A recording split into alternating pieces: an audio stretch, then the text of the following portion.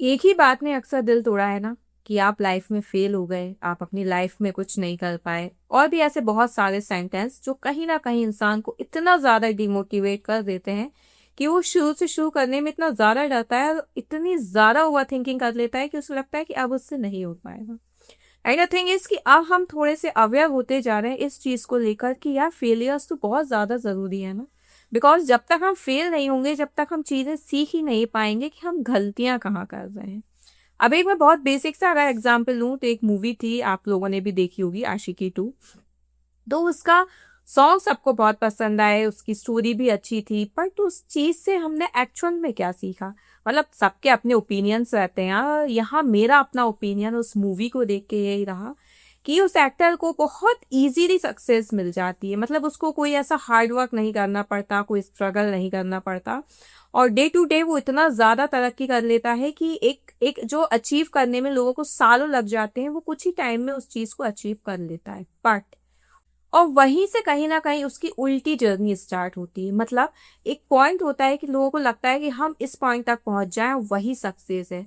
और वो उस तक पहुंच भी जाता है, लेकिन उसके बाद उसकी चीज शुरू होती है, और वो ये रहता है कि उसको उस चीज की वैल्यू नहीं होती है। जस्ट बिकॉज कि उसे लगता है चीजें सब मिल तो गई हैं, तो मतलब वो फील नहीं कर पाता, बिकॉज उसने वो हार्ड वर्क नहीं किया होता, वो स्ट्रगल नहीं किया होता, जहां वो 10 बार हारता एंड 11th बार वो चीजों को गेन करता। और यही दूसरी साइड एक्ट्रेस होती है, वो कितनी ज्यादा मेहनत करती है, अपनी दम पर जैसे तैसे करके चीजों को करती है। फिर चीजें एक पॉइंट पर आकर उसको चीजें मिलती हैं, तो उसको उस चीज की बहुत ज्यादा वैल्यू रहती है। क्यों? क्योंकि उसे उस चीज को एक पोजीशन तक ले जाना होता है, उस पोजीशन को मेंटेन भी करना होता है।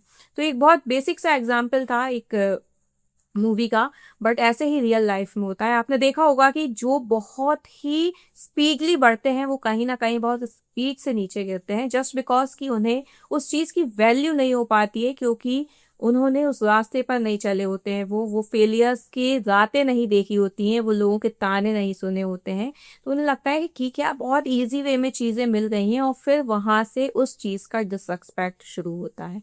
और वहीं हम जैसे जो बहुत बार चीज़ों को ट्राई करते हैं, उसमें फेलियर्स भी होते हैं, बहुत ज़्यादा स्ट्रगल भी करते हैं, तो हमें वो चीज़ें पता होती हैं।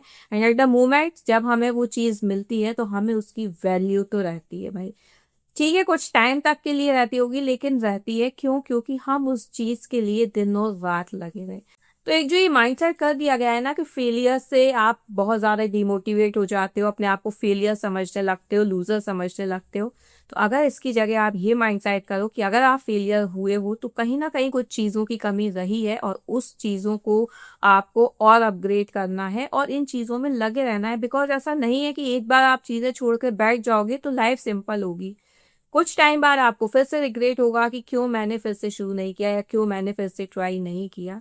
तो ठीक है, अगर आप कोई भी काम में बार बार आपको फेलियर्स लग रहे हैं, आपको लग रहा है कि वो चीज़ें आपसे नहीं हो पा रही हैं, आप थोड़े तरीके बदल सकते हैं, उन पे और ज़्यादा अपना एक्सपीरियंस एड ऑन कर सकते हैं, थोड़ा बहुत लोगों का ओपिनियन ले सकते हैं, लेकिन रुक नहीं सकते। बिकॉज अगर आप रुक जाओगे तो वो काम वैसे भी नहीं होगा, और अगर आप लगे रहोगे तो फिर से फेलियर्स भी होंगे, लेकिन आप सीखते हुए उन चीज़ों में आगे ज़रूर बढ़ते रहोगे।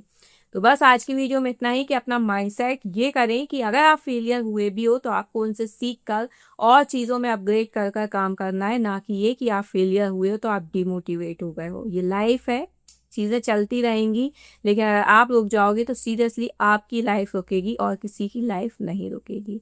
सो बस आज की वीडियो में इतना ही, मिलते हैं अपनी नेक्स्ट वीडियो में। कब तक सब आप अपना ध्यान रखें।